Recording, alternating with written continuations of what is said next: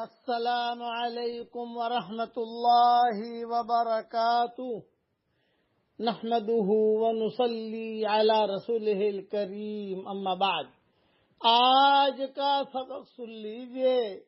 آج کے سبق کی سرخی ہے نماز سے دوستی کیجئے، پارٹ نمبر 113۔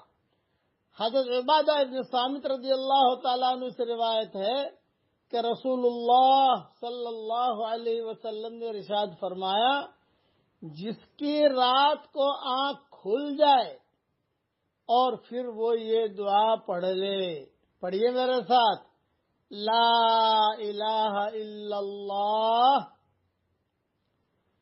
وحدہ لا شریک لہ، لہ الملک